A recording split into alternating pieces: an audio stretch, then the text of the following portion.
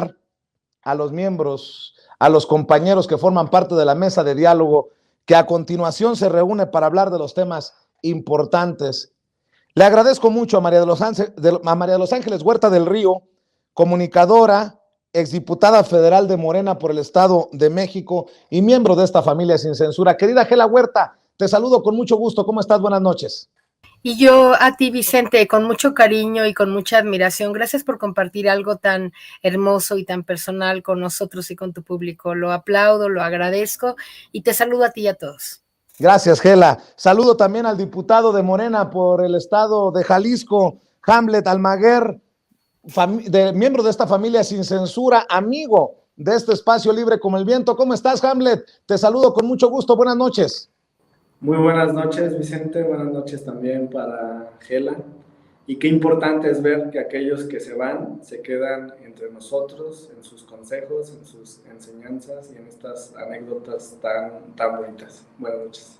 Pues ojalá que cada vez tengamos a más nietos orgullosos de sus abuelos y no de Michael Jordan o de Cristiano Ronaldo o de Ronaldinho o de LeBron James. Yo puedo decir que me siento muy orgulloso precisamente de haber conocido a mis bisabuelos y a mis abuelitos.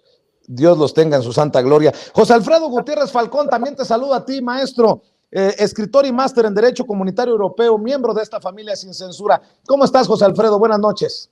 Encantado de estar con ustedes, Vicente, y gracias también por compartir esto. Yo también tuve una relación muy hermosa con mi abuelo materno y me pusiste a vibrar.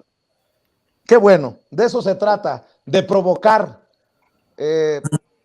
Aspiro a ser un provocador profesional también desde esta trinchera, mi querido José Alfredo. A ver, Gela Huerta, no salen todavía del coraje los de la oposición por el traidores a la patria, por su voto en contra de la reforma eléctrica enviada por el presidente Andrés Manuel López Obrador al Congreso, y ya están pataleando por la reforma electoral que creo que muchos de ellos ni siquiera han leído, no han leído la iniciativa, pero como huele a López Obrador, ya dicen que van a votar en contra de ella. Ya le voy a preguntar a Hamlet sus opiniones, porque lo vi estudioso sobre la iniciativa en sí, pero ¿cómo ves estas reacciones a la iniciativa de reforma electoral que creo yo es urgente y necesaria para nuestro México lindo y querido, Gela?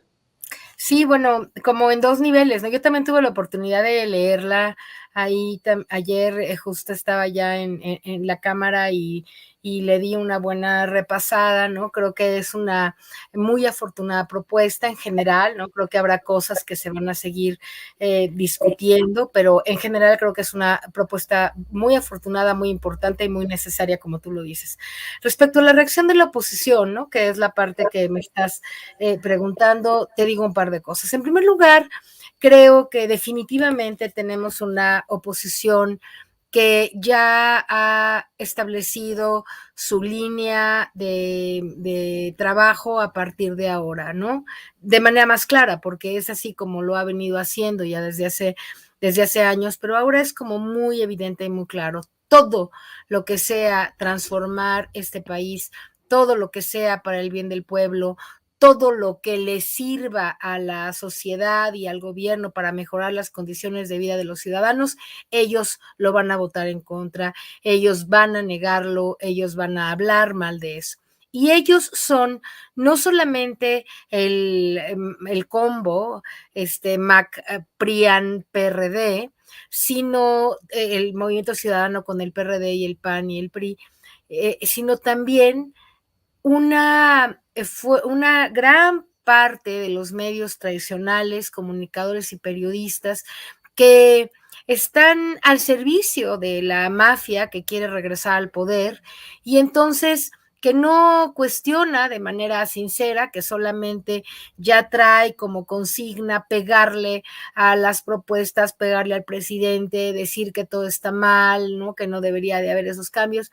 etcétera. Me parece que lo que ya la sociedad estamos viendo y estaremos viendo más claramente a partir de ahora, decía yo, a partir de la consulta, a partir del posicionamiento enorme que el gobierno y el presidente tuvieron a partir de haber dicho, y por supuesto la Cámara, los legisladores, a partir de haber evidenciado el acto de alta traición que los diputados de la oposición tuvieron contra el pueblo. No hay ni una persona del pueblo, por más que oiga a Loret de Mola y por más que se crea las mentiras de Broso, de las groserías y vulgaridades de Dresser, etcétera, no hay persona que no se dé cuenta que esa reforma energética que estaba pretendidamente puesta a la disposición ahora para ser votada en favor y que ellos votaron en contra, es una reforma, era una propuesta que solamente beneficiaba a la sociedad. Y entonces cuando dijeron que no, por más que digan que el odio, fíjate cómo tienen la autoridad moral, alguien que ha dicho que Andrés Manuel es un peligro para México, recua, dijo una diputada de diputados y de personas y no sé qué hay, tengo un comunicado de los comunicados del pueblo repitiendo todas las groserías horrendas que ellos han dicho sistemáticamente ya hace años del presidente, ¿no? Y de todos los que estamos en la izquierda, ahora se atreven a decir, y son patéticos, que una campaña de odio, ¿cuál odio? No es odio, estamos describiendo que la acción que ellos en la Cámara de Diputados tuvieron al haber votado en contra de la reforma. Así que lo que yo creo y lo que yo propondría es que el análisis que hacemos de lo que va a pasar de aquí en adelante tendrá que estar fundamentado en comprender que la oposición, sus medios de comunicación, su Instituto Nacional Electoral, Lorenzo Córdoba, que es el árbitro que está a su favor, etcétera. Si nosotros comprendemos eso, fácilmente vamos a saber que de aquí en adelante todo es en contra y que el pueblo, hoy más que nunca, pues tiene que estar muy consciente de que eso es lo que vamos a enfrentar. Querida Gela, gracias por tu primera impresión. Hamlet, diputado, tú has leído la iniciativa, ¿qué te parece? Y por cierto, déjame preguntarte para que nos aclares, ¿se desaparece o no se desaparece a los plurinominales? O al contrario, ¿se mejora este concepto de plurinominales para que no lleguen impresentables como los que tenemos de plurinominales hoy en día? Empecemos por ahí, si te parece, diputado. Muchas gracias, Vicente. Muy atinadas las manifestaciones de mi compañera Gela, a quien reconozco también por su trabajo con los comunicadores del pueblo, y decirte que desaparecen los plurinominales y también desaparecen los distritos. Y lo que tenemos es un nuevo sistema, un nuevo esquema. Es un esquema de avanzada, pero que también tiene raíces muy profundas en la historia constitucional de nuestro país. En España, por ejemplo, los diputados se eligen por comunidades, por las autonomías que son similares a nuestros estados. En Costa Rica, que es una de las economías más avanzadas de Centroamérica, pero de las democracias más avanzadas de todo el continente, los diputados se eligen así, por provincia. Este esquema similar existe en El Salvador y en otros países de la región y tiene raíces en la Constitución de Cádiz, que tenía un fundamento territorial más amplio que el de los distritos. Lo que ocurre en la historia constitucional del país es que inicialmente los legisladores se designaban en elecciones indirectas de segundo o tercer grado. Primero se reunían en el municipio, era electores por parroquia, después por distrito y ya después por entidad, y se iban reuniendo los representantes. Entonces digamos que primero en los poblados del estado de Jalisco se reunían y elegían electores que después se reunían en la capital y entonces ya designaban a quienes habrían de representarlos en la Ciudad de México, porque era un sistema adecuado para el momento. Las cosas fueron evolucionando hasta los distritos, pero es un esquema que me parece que ya es anacrónico y prácticamente la población desconoce cuál es su distrito. Un ejemplo muy claro está en la credencial de elector. Aquí viene el estado, el municipio, la sección, la localidad, la vigencia y demás datos, pero en ningún momento dice a qué distrito perteneces. Eso del lado de la ciudadanía. Del lado de los legisladores, y Gela fue diputada, la identificación más clara entre nosotros es a través de la representación de los estados. Entonces son como los legisladores del Estado de México, los legisladores de Veracruz, los legisladores de Jalisco, y ahí hay evidentes afinidades y cooperación para sacar adelante los proyectos de tu propio estado. Yo compagino esto con el cambio que ha habido en las últimas legislaturas, en la 64ª con Gela y ahora en la nuestra, en el sentido de que los diputados ya no determinamos recursos para nuestros distritos. Ahora lo que hacemos es priorizar lo que establece el Plan Nacional de Desarrollo, la propuesta programática del gobierno del presidente López Obrador, los derechos sociales, este tipo de reformas como la que aprobamos en la ley minera para reafirmar la nacionalización del litio. Y entonces las prioridades pues son de otro orden, ya no distritales, y tampoco se tiene la capacidad de reaccionar ante un distrito por una sola persona. Entonces, incluso es una línea muy borrosa de dónde termina un distrito y empieza otro. Rompe con la identidad que en realidad existe por tu pertenencia a un municipio o a un estado. Entonces, ¿qué hace la reforma? ¿Elimina los plurinominales? Sí, y elimina también los distritos. Lo que ahora tienes es una planilla de candidatas y candidatos a diputados en representación de tu estado, con un principio de representación pura. Ya no es proporcional con un esquema mixto como teníamos antes, es representación pura. Entonces, un ejemplo muy práctico. Mi estado, Jalisco, tiene 20 distritos en este momento y va a tener 20 asientos en el Congreso a partir de la iniciativa del presidente. Por el tamaño poblacional, somos el 6.6% de la población del país. Cada partido va a mandar su alineación, su selección, digamos, estatal, y va a decir, estos son mis 20 de Morena. Y el PRI va a decir, estos son mis 20 y todos los demás partidos. Esta lista va a ser pública y los candidatos a diputados van a poder hacer campaña en todo el estado, no van a estar limitados a un distrito. Será estrategia de cada partido político la conformación de esa lista, pero será mucho más pública y evidente que la de los plurinominales, porque lo que ocurre en el actual sistema es que están los de mayoría y son los candidatos a los que las personas ven en los espectaculares, en las calles, en la propaganda, en la televisión, y muy pocos analizan el tema de los plurinominales. Están un poco como escondidos porque además viene atrás en la boleta. La diferencia ahora es que esta lista va a frontear y entonces todo el mundo va a saber quiénes son las 20 propuestas. O sea que no vamos a tener a los Chertorivsky, a los Alito Moreno, a los Miguel Ángel Mancera, a las Josefina Vázquez Mota, a los Rubén Moreira, que de un momento a otro nos aparecieron o en la Cámara de Diputados o en el Senado y que nos preguntamos, ¿y estos impresentables qué hacen aquí? Ya, o sea, lo que se busca es evitar eso. Sí, porque, bueno, sería suicidio político que, por ejemplo, en Campeche pongan en cabeza de lista a Alito Moreno, ¿no? A ver quién sale y vota por él. Bueno, sería una extraordinaria estrategia para que desde Morena ganemos todo en el 24. Pero precisamente se trata de eso, de impulsar que se conformen listas de manera respetuosa hacia la sociedad, con una oferta política interesante. Entonces, supongamos que Morena obtiene el 60% de los votos en Jalisco. Haces una regla de 3, hay 20 asientos disponibles, 6 por 2, 12, entonces le tocarían 12 diputaciones a Morena en el estado de Jalisco. Si el PAN obtiene el 10%, le tocarían 2, si el PRI obtiene el 20%, le tocarían 4, y de manera directa se asignan las curules y ningún voto se desperdicia. Vale lo mismo un voto en Guadalajara que en Puerto Vallarta, que en Ciudad Guzmán, que en la Sierra de los Altos de Jalisco. Entonces, este es un modelo que me parece muy adecuado para el momento que vive el país. Serán diputados de su estado, no de distrito. José Alfredo Gutiérrez Falcón, ¿cómo ves esta iniciativa que nos va desmenuzando el diputado Hamlet Almaguer y que tanto les ha provocado disgusto en la oposición?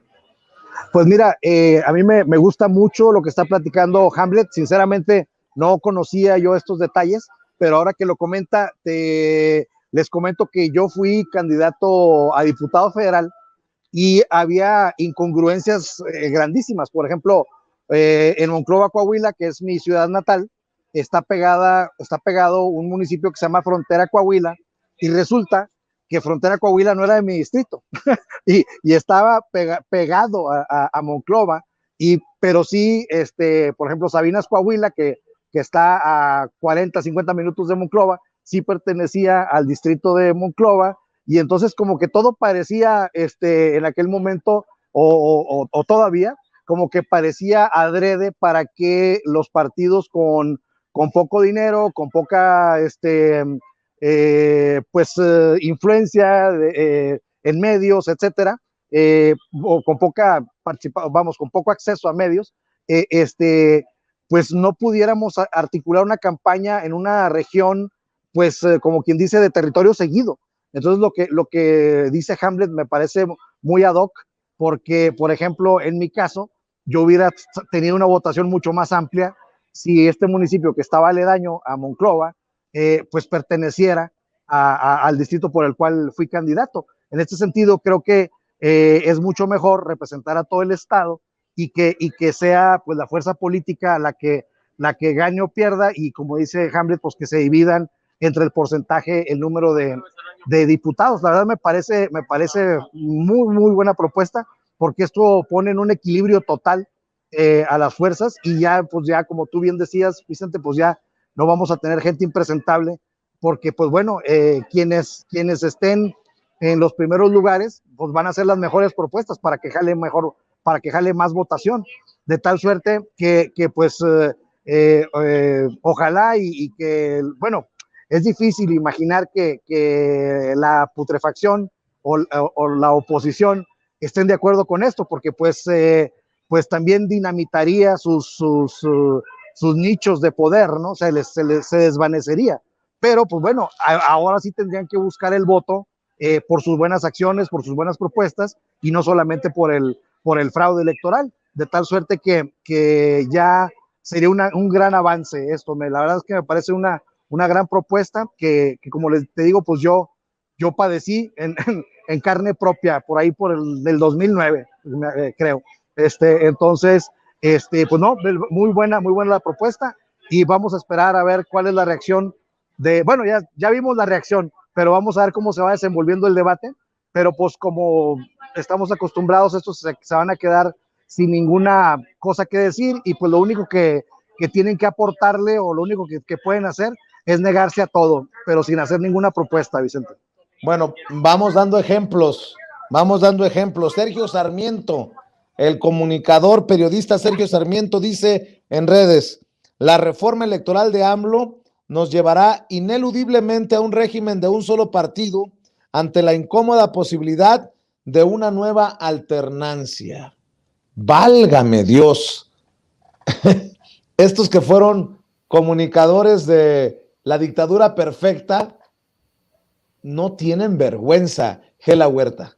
No, su cinismo es innombrable, ¿no?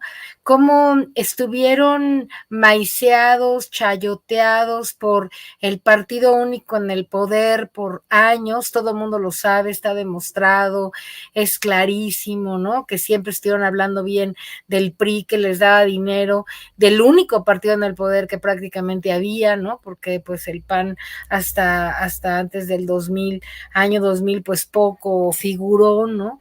Y tuvimos un partido casi único, una democracia disfrazada como sus propios, una autocracia disfrazada de democracia, ¿no? Pero que en realidad era un régimen totalmente autoritario de partido único, y ahora dice esa patraña. Dan pena a los pobres. Yo creo que ya realmente pues hay que darnos cuenta, ¿no? Del nivel de cinismo del que son capaces. Yo, a pesar de que me gusta mucho la reforma, tengo un poquito de resquemor con el tema de las listas, porque efectivamente pues la gente no va a votar por las personas, va a votar por las listas, y la lista pues es integral, y si ahí meten a Zavala y a Alito, ¿verdad? En una del PAN y en del PRI, pues de todas pueden quedar, pero como dice Hamlet, en realidad lo que estamos suponiendo es que la gente, al ver o conocer de quiénes están o cómo están los lugares en las listas, pues va a decidir que no vota por ese tipo de personas. Ahora, el tema de la crítica que le está haciendo la oposición es insostenible, por todos lados. No me parece que el hecho de lo que está diciendo él, que hay partido único, que quedan más, está haciendo un ejercicio tramposo y manipulado, suponiendo que sí, con la cantidad de votos que ahorita están, tenemos, Morena tendría muchos más curules que, por ejemplo, el PAN o el PRI, ¿no? Es una falacia la manera en cómo lo está presentando, porque no se puede suponer con base en una realidad diferente, no puedes comparar peras con manzanas, habría que suponer, ¿no? A partir de los votos en cada estado y bueno, luego pensar en... Lo que quiero decir es que ellos están haciendo una crítica que no se sostiene, pero lo que yo me temo, y ahí ahora Hamlet nos los dirá, es que no hay las condiciones realmente para poder realmente llevar a cabo esta consulta en este periodo, de aquí al 2024. Porque necesitamos, como ya lo explicaron muy bien Pablo Gómez y Horacio Duarte, ya explicaron cuál la cantidad de reformas constitucionales necesarias, de artículos de la Constitución que tienen que ser modificados para que esta reforma pueda ocurrir. Entonces yo me temo, lo cual implica una mayoría similar a la que necesitábamos para la reforma energética. Entonces me temo que no la vamos a tener, me temo que vamos a tener que navegar con este INE tan mal ya, tan corrupto, ¿no? Tan aliado con los conservadores, tan claramente enemigo de la transformación y del presidente, hasta que yo me dio un poco de tristeza cuando Hamlet lo mencionó alguna vez, en el sentido de que a lo mejor Lorenzo se iba hasta el 23, yo me temo que no parece haber movimientos para que se pueda ir antes, lamentablemente, desgraciadamente, y por lo tanto el INE, su conformación, su gasto, su presupuesto y todo lo que está ahí. Fíjate, con esta reforma íbamos a ahorrar más de 24,000 millones de pesos al año, que es el presupuesto que hoy tiene el INE, ¿no? Y que según las cuentas y las maneras en cómo lo presentaron, el ahorro era monumental. Íbamos a cambiar, como ya lo han mencionado, la racionalidad, la manera de entender y de definir y elegir a los candidatos, y hay una cierta lógica muy diferente, pero que probablemente sea mejor. Además iban a disminuir los espacios en radio y televisión para el INE, que son totalmente absurdos, y una serie de cosas muy, muy convenientes. Ahora, si no se aprueba esta reforma para el periodo que sigue de aquí al 24, en esta legislatura de mi querido amigo y compañero Hamlet, entonces tenemos que pensar, y el público tiene que empezar a pensar, de lo importante que es que para la legislatura siguiente, entonces pueda haber la mayoría necesaria de parte de los aliados y los partidos de izquierda para poder ejecutar esta iniciativa. Se necesitan las 2/3 partes, y es muy importante tenerlas,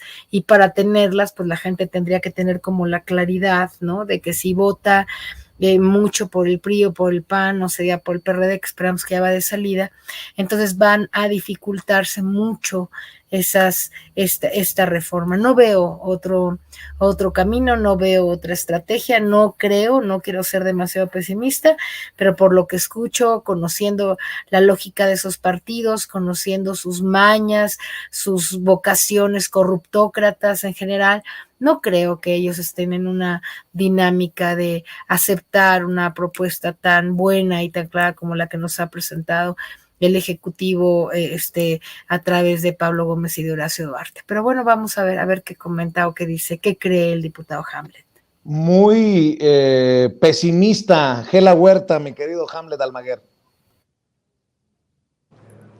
Sí, bueno, mira, el ahorro en lo que presentaron en la conferencia, bueno, sí fue en la mañanera y después compartió con nosotros también el presidente algunos otros datos que nos hicieron llegar, está subestimado.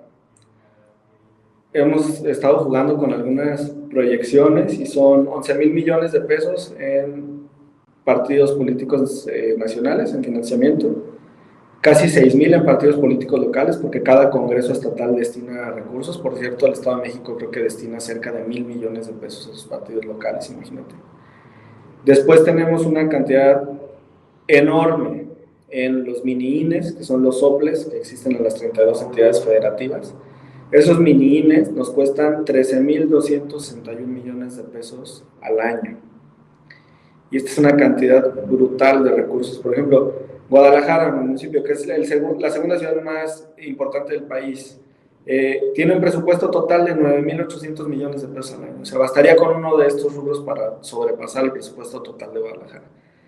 No viene en la iniciativa, pero la desaparición de los 32 tribunales electorales locales, que no tienen razón de ser porque trabajan una vez al año, una vez cada 3 años, perdón, los magistrados y los secretarios, los proyectistas locales, implicaría un ahorro de cerca de 4,000 millones de pesos. La reducción de los diputados, considerando el presupuesto que tiene la Cámara, que es cercano a 8,000 millones, cuando haces la proyección, pues te podrías estar ahorrando 2,500, 3,000 millones, porque hay gastos fijos, pero muchos otros sí se modificarían. La reducción de los senadores entre 1,000 y 2,000 millones. La reducción de los regidores no está estimada en la iniciativa, pero es brutal. Gela lo sabe. No sé, pero hasta hace muy poco creo que ser regidor en Naucalpan significaba un salario igual o mayor que el de un diputado local. Casi el doble que un diputado federal. Mira, imagínate, pasa lo mismo en mi estado, los regidores de Zapopan o de Tlajomulco tienen salarios enormes. Esa reducción de los regidores, con un cálculo muy mesurado de 20,000 pesos mensuales por regidor, que no es así, nos representaría cerca de otros 8,000 millones de pesos. Entonces, a la hora de sumar todo, Vicente, estamos arriba de los 40,000 millones de pesos, que es el presupuesto total, por ejemplo, de la UNAM, y que alcanzarían para que 900,000 jóvenes pudieran ingresar al programa de Jóvenes Construyendo el Futuro, para un montón de escuelas, para muchísimas vacunas, para lo que se te ocurre, infraestructura, derechos sociales. No veo cómo los partidos de oposición se atrevan a votar en contra de darle más recursos al pueblo de México. Nuestra labor es esta. En este momento ya inició la discusión, a pesar de que estamos en receso. Lo que tenemos que hacer es esto: informar a la ciudadanía, informar en nuestros distritos, en nuestras ciudades, en nuestros estados, y ya arrancó nuestro Parlamento abierto. Vamos a ir a todos los rincones del país a hablar de los beneficios que tiene la reforma. Y con el tremendo golpe que se llevaron las oposiciones por su traición al pueblo de México con la reforma eléctrica, yo creo que la ciudadanía va a estar muy vigilante de cómo se comporten sus diputadas y diputados en esta próxima votación de la reforma electoral, Vicente. Así es, José Alfredo Gutiérrez Falcón. Queda claro que algunos medios de comunicación buscarán con su línea influir en la opinión pública. Veo lo que publica el periódico Reforma. Dice el periódico Reforma: con la reforma electoral que pretende eliminar al INE y plurinominales, Andrés Manuel López Obrador busca dar mayor fuerza a Morena y debilitar a partidos de minoría. ¿Cómo ves? Bueno, como decía la exdiputada Gela, pues es un cinismo terrible, ¿no? Pues hace cuánto estaba el PRI en esa posición y luego después el PAN, ¿no? Entonces ahora que a ellos no les conviene, que ahora que ya no son mayoritarios, ahora sí dicen, ay, pobrecitos de nosotros las minorías. Y cuando ellos se pusieron en favor de las minorías, cuando aplastaban en la Cámara de Diputados ante cualquier acuerdo, no dejaban ningún lugar a acuerdo a una participación de los entonces partidos de oposición. Por ejemplo, cuando en su momento el PRD sí era oposición, pues no, pues siempre terminaba aplastado, ¿no? Entonces, pues la verdad es que es de un cinismo para gente que pues no tenga memoria, ¿no? Pero entonces en este caso la gran diferencia es de que el movimiento, yo ya no diría ni siquiera Morena, sino el movimiento obradorista, pues es la mayoría del país y cada vez sigue creciendo. Entonces ahí sí está representada la mayoría, y tenemos que tomar en cuenta que estamos entrando, o ya estamos de lleno en un proceso de democracia participativa, en donde cada vez es más evidente la fuerza que tiene el movimiento y lo que queremos los mexicanos. Lo acabamos de demostrar en esta participación en la revocación de mandato, que se convirtió en una confirmación de mandato con más del 90% de los participantes. Y entonces, pues bueno, en realidad lo que están diciendo es que ellos no quieren hacer lo que la mayoría de los mexicanos queremos. Entonces, ellos nunca han estado del lado del pueblo, y ahora que el pueblo tiene un rumbo y tiene un deseo de participar, pues ellos están totalmente enojados, están totalmente sorprendidos, porque jamás le dieron voz al pueblo. Ellos solamente se dedicaron a repartir despensas, y ahora que ahora que el pueblo está empoderado, pues no, es más evidente que nunca han querido estar del lado del pueblo. Entonces, pues bueno, ellos siguen en su misma dinámica de negarlo todo, y pues yo me ubicaría en una posición ecléctica entre la exdiputada Gela y Hamlet. Creo que sí hay posibilidad de que esta experiencia de la revocación de mandato, perdón, esta experiencia de la reforma eléctrica, en donde pues quedaron como traidores a la patria, que les ha dolido en el alma que les estemos dice traidores a la patria, pues son traidores a la patria. Perdónenme, pues que estoy en el centro de San Miguel de Allende y hay un poco de ruido. Entonces, yo creo que puede resultar algo positivo si la población empezamos a presionar igual que presionamos con la reforma eléctrica, porque como dice Hamlet, a lo mejor habrá uno que otro que ya le dé pena pasar por este proceso de desprestigio. Y pues bueno, si como dice la exdiputada Gela, se va para la próxima elección, pues sí pedirle a la dirigencia de Morena que no vayan a hacer el desastre que hicieron en las elecciones pasadas para diputados federales, en donde las encuestas, pues muchas de ellas nos resultaron muy, muy, muy piratas, y en gran medida una prianización en Morena, donde metían candidatos impresentables del PRI y del PAN, que terminaban perdiendo, y algunos pues sí ganaron, pero tendrían que ser muy, muy cuidadosos en la selección de candidatos para que no les pase lo que les pasó la vez pasada, que ganaron nada más por el puro empuje enorme y fenómeno de Andrés Manuel López Obrador. Que ya no le apuesten a eso, que le apuesten a tener candidatos de calidad. Hamlet, José Alfredo, el Tren Maya, dice el presidente Andrés Manuel López Obrador,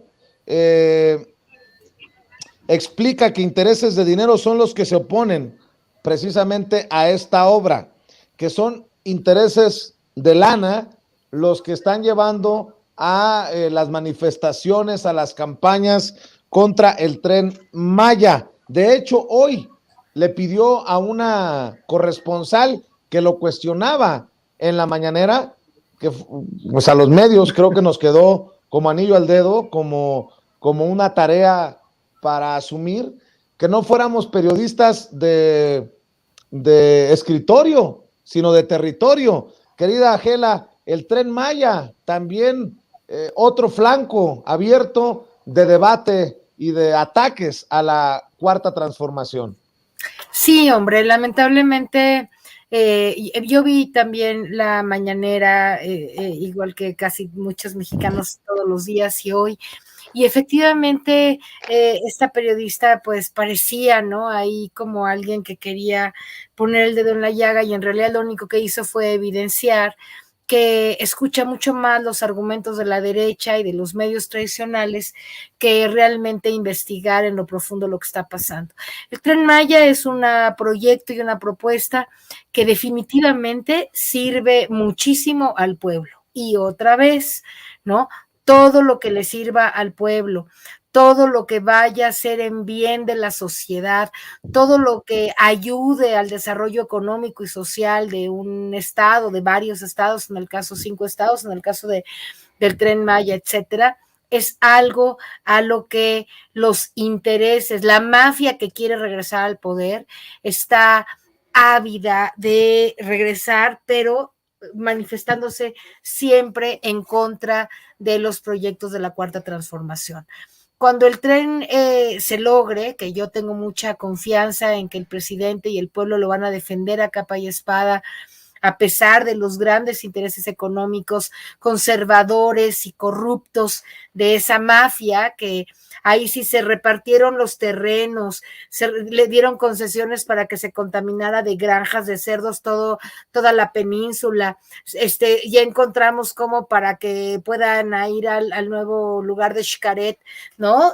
Reventaron ahí todos los pasos entre un y otro, ¿cómo se llaman? Cenotes. Bueno, han hecho se acabaron la tierra para llevarse a los Estados Unidos y está todo ahí devastado. Ni hablar de los arrecifes, ¿no? Que están también ahí con una contaminación brutal, todos los hoteles llevando sus aguas negras al mar. Bueno, hay una cantidad de tragedias ecológicas en esa península. Y ahora resulta que lo único que va a ser una de las cosas que van a ser muy buenas para atraer turismo, para comunicarse internamente, para que pueda haber movimiento y por lo tanto desarrollo económico, ahora están muy preocupados por el tramo 5. Son una barbaridad, pero lo importante, creo yo, mira lo que pasó con los artistas. Salieron con su video y pareció que iba a pegar en algo, ¿no? Yo creo que ya toda la gente se dio cuenta que ese tal Derbez, que el papá de Lafourcade diciendo que, ¿no? Que él está con el presidente, sí hay un tal Islas ahí que fue a mentar la madre y todo, pero finalmente la gente le gritaba, ¿no? Eso es lo que tiene que hacer el pueblo. Por eso este movimiento de los comunicadores del pueblo es tan importante, porque lo que estamos haciendo realmente es organizar a la gente para que deje de creerle a los mentirosos y vaya por las calles, por el territorio, diciendo lo que realmente está pasando en este país. Yo le quería decir, y qué bueno que está por aquí Hamlet para decírselo a él y a toda la audiencia, yo creo que sería una gran equivocación, como ya lo decía el compañero que nos acompaña también aquí hoy en el análisis, sería una gran equivocación soltar la estrategia de los traidores a la patria, porque eso pegó en el alma de la gente. Todo el mundo recibimos eso como, claro que son los traidores a la patria, claro que eso es lo que los diputados de la oposición y la oposición misma, junto con los medios, los conservadores, están haciendo, traicionar a la patria. Entonces, yo diría, sigamos con la estrategia de traidores a la patria, ahora extendida a si votan en contra de la reforma electoral, nos siguen demostrando que en efecto son los traidores a la patria, corruptos, que no quieren, que quieren seguir gastándose 20,000 o 50,000 millones de pesos en las elecciones, haciendo trampas con un árbitro vendido. O sea, tenemos toda la estructura, digamos, de ahorita, ¿no? La mente de la gente se está dando cuenta de que hay un grupo muy grande de la oposición que son traidores a la patria y que de ese conocimiento, de esa consigna, yo creo que debemos seguir avanzando con las cosas que vienen, porque en el fondo todo lo que viene va a ser efectivamente acciones y actos de traición a la patria de parte de la oposición, de la mafia, de los machuchones que quieren impedir el Tren Maya y lo que puedan. Eso es su vocación, es esa, su vocación siempre ha sido el dinero, no quieren. ¿Cuál es la lógica del PRIAN, PRD, Movimiento Ciudadano? Que el dinero no se reparta al pueblo, que el dinero que hay en esta patria no se reparta a la gente necesitada, pobre, en carreteras, en programas sociales, eso es lo que quieren, que no se reparta. Ya lo decía ahí la candidata del PRI a Hidalgo, ¿no? La esposa de Moreira. ¿Qué es lo que quiere? Que no se reparta, que no se dé al pueblo, quieren que se le dé a los partidos, quieren podérselo seguir robando, y como quieren poder seguir robando dinero, están enojadísimos, porque ahora el dinero se reparte al pueblo. En pocas palabras, esa es la traición y ese es el enojo de la oposición. ¿Por qué votaron en contra de la reforma energética? Porque el dinero se iba a Iberdrola e Iberdrola les daba unos maletines a los diputados de las legislaturas del PRI y del PAN, les dieron maletines llenos de dinero para que le dejen el negocio a Iberdrola y por eso están verdes, porque ahora ¿no? Pues no se les van a repartir los maletines a esos diputados de la oposición para que voten en favor de que perdamos la soberanía nacional, etcétera. Entonces, todo esto tiene que ver con dinero, tiene que ver con poder, tiene que ver con la mafia que se quiere regresar al poder y con un pueblo que cada vez tiene que estar más consciente de que no les podemos permitir a esa mafia que regrese. Yo diría, Hamlet, y con esto termino mi comentario, que ojalá tú que tienes ahí interacción con algunos de los tomadores de decisiones en nuestra Cámara y en nuestro partido, que es un error que hoy que la ciudadanía agarró con tanta fuerza esta estrategia de los traidores se vaya a soltar o a modificar o a cambiar por otra que no tenemos tanta seguridad que pueda tener el éxito y la penetración que tuvo la campaña de traidores a la patria. Este es mi comentario. Yo no veo por dónde se pueda soltar esa campaña de traidores a la patria o de enojo causado en ese sentido desde el pueblo. De hecho, en Palacio Nacional, en la reunión con el presidente, se habló de traición a la patria. Por cierto, Hamlet, no habíamos platicado contigo. ¿Cómo viste esta reunión con el presidente Andrés Manuel López Obrador? Un presidente Andrés Manuel López Obrador que le da un espaldarazo a Adán Augusto López Hernández, su secretario de Gobernación, exgobernador de Tabasco, en donde ustedes respaldan al presidente al 100%, y obviamente pues los chillidos desde la oposición que llegaron tarde a la Cámara, son levantadedos o algo así, dijo Mariana Gómez del Campo, pero danos también tu visión, tu comentario sobre la reunión. Gracias, Vicente. Pues fue una reunión extraordinaria de cierre de este periodo legislativo, del segundo periodo del primer año de esta legislatura. Una reunión también muy esperada después de las batallas en el tema de la reforma eléctrica y la de la ley minera. Y como bien mencionas, el presidente nos consultó, nos preguntó, hizo una encuesta de cómo veíamos el trabajo del secretario de Gobernación, nos preguntó si era un buen trabajo. A mí me parece que ha hecho un extraordinario trabajo, no hay crisis de gobernabilidad en el país y además, algo muy relevante, no se utiliza la Secretaría de Gobernación para perseguir a los opositores como en otros sexenios del periodo neoliberal. Desde mi perspectiva, tanto el canciller Marcelo Ebrard como el secretario de Gobernación pues son los dos secretarios, los dos miembros del gabinete que han hecho un mejor papel en lo que va del sexenio, y el presidente lo ha dicho, que se preocupen en la oposición, donde no tienen a quién enviar a competir en el 2024. De este lado sobran candidatas y candidatos óptimos para competir por la presidencia de la República y hay proyecto de mediano y de largo plazo. El discurso del presidente lo sentí de esa manera. Ya no estamos pensando solamente en el sexenio, la cuarta transformación es un movimiento que requerirá de muchos años para poder revertir 36 años de neoliberalismo que destruyó prácticamente nuestra Constitución, privatizó el patrimonio de las y los mexicanos y socializó todos los colapsos económicos que ellos ocasionaron, como por ejemplo el tema del FOA-PROA que seguimos pagando, y ahora el impacto por el tema de la reforma eléctrica. Les salió muy mal la apuesta, les hubiera ido mejor a los dueños de las empresas si hubieran aceptado la reforma constitucional, porque el blindaje que otorgó la Corte permite que la Comisión Federal de Electricidad no solamente respire, sino que recupere su papel preponderante en el sector eléctrico.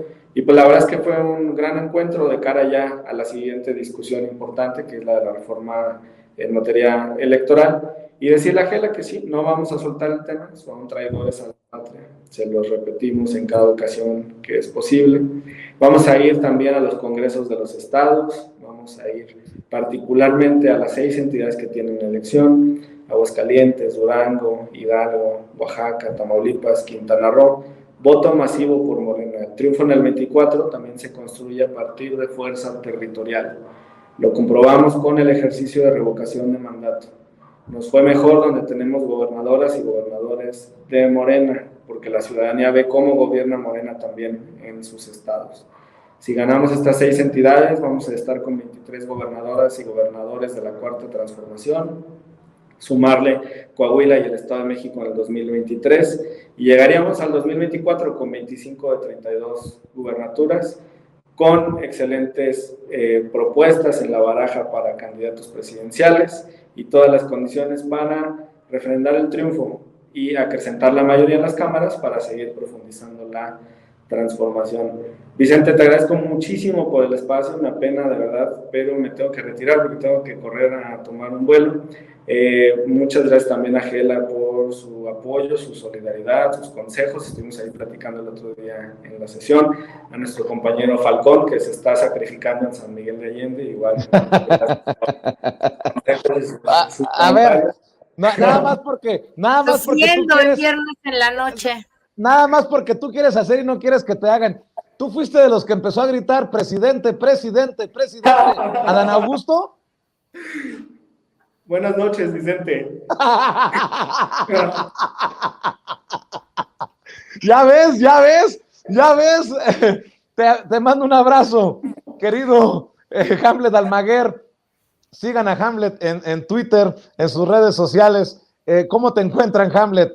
Como Adán Augusto para presidente 2024, ¿cómo?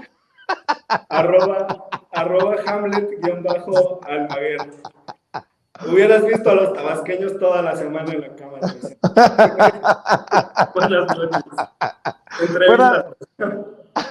Buenas noches. Buenas noches, Hamlet. Para que veas que te defiendo, mi querido José Alfredo Gutiérrez Falcón, para cerrar tu comentario, tu análisis, tu opinión. Pues bueno, gracias. Una disculpa porque como estaba en el centro se fue la señal, pero ya se recuperó. Pues bueno, yo siento que estamos en una nueva etapa que cada vez más, como dice el presidente de la República, estamos en el terreno de lo inédito y estamos pues gozando el pueblo de México de un empoderamiento que nunca habíamos tenido.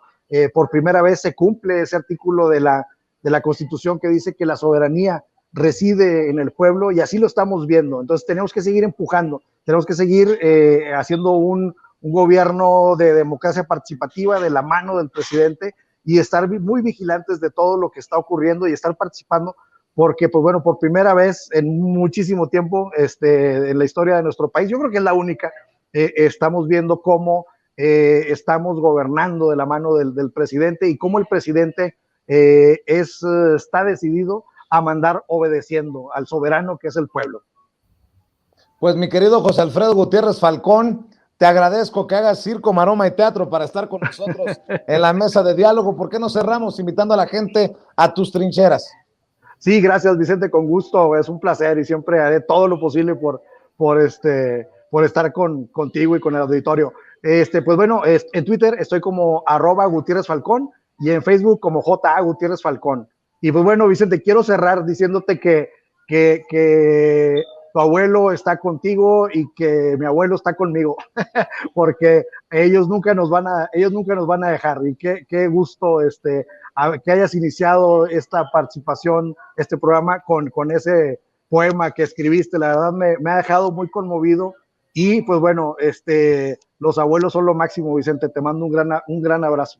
Gracias, mi querido José Alfredo Gutiérrez Falcón, me conmueven también tus palabras. Querida Gela Huerta, hay que invitar a la gente a formar parte de los esfuerzos de los comunicadores del pueblo, también para que te sigan en redes sociales, querida María de los Ángeles Huerta del Río.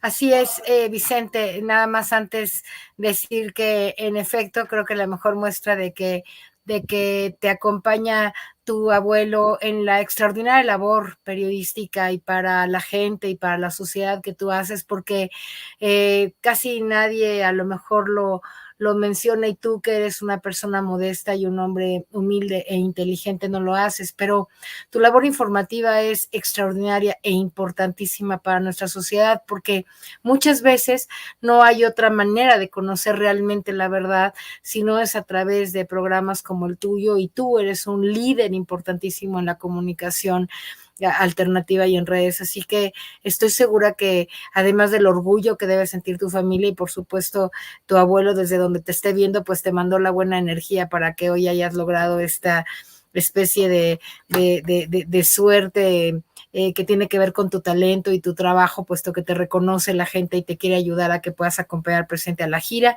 Te felicito mucho y te estaremos siguiendo todos los comunicadores del pueblo y la audiencia tan enorme que tú tienes. Mira, los comunicadores del pueblo es este proyecto. Hay una página de internet, necesito que la gente la distinga porque, como siempre, ya sabes, ya salió ahí un poco los piratas. Nosotros nos llamamos Comunicadores del Pueblo Asociación Civil, AC, ¿no? Digamos, nuestra página en Facebook es Comunicadores del Pueblo AC.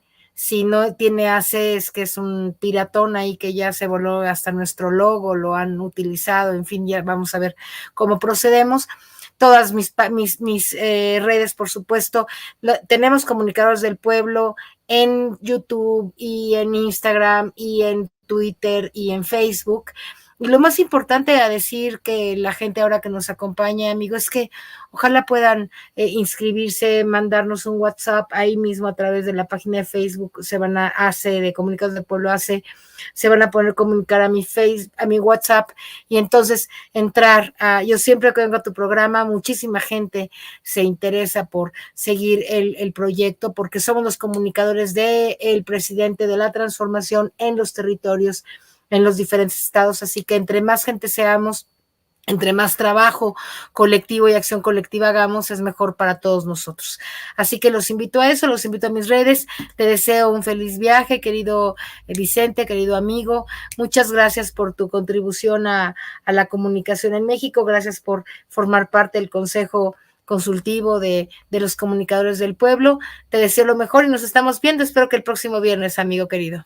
Claro que sí, gracias por tu generosidad, Gela. Igualmente, mi querido José Alfredo Gutiérrez Falcón, nos vemos pronto aquí en Sin Censura, que descansen. Buenas noches y que tengan excelente fin de semana. Y por cierto, este domingo, no se les olvide, este domingo en el Canal 11 a las 10 de la noche, en Operación Mamut, nos han invitado para que participemos con nuestros comentarios y dejemos la víbora chillando, para que hablemos de los temas importantes sobre la política mexicana y un rato de pitorreo en Operación Mamut en Canal 11, no se lo olvide, a las 10 de la noche, ahí nos encontramos. Y, amigos, amigas, regresamos en breve, pero mientras seguimos hablando sin pelos en la lengua, sin censura, usted puede suscribirse a nuestros 3 principales canales en YouTube. Sin Censura Media, en donde tenemos más de 1,600,000 suscriptores, Sin Censura TV, en donde tenemos más de 1 millón de suscriptores, y en Sin Censura Presenta, en donde queremos llegar muy pronto a los 100,000 suscriptores. Si usted ya está inscrito en Sin Censura Media, suscríbase en Sin Censura TV. Si ya está suscrito en Sin Censura TV y Sin Censura Media, suscríbase a Sin Censura Presenta.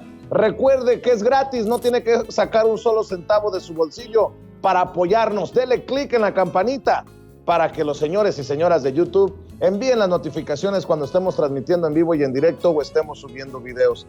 También nos puede seguir en Twitter en @_Vicente Serrano y hasta en Instagram. Ojo, también estamos en Instagram. Son nuestras redes sociales y con el apoyo de ustedes seguimos creciendo, porque con ustedes todo, sin ustedes nada.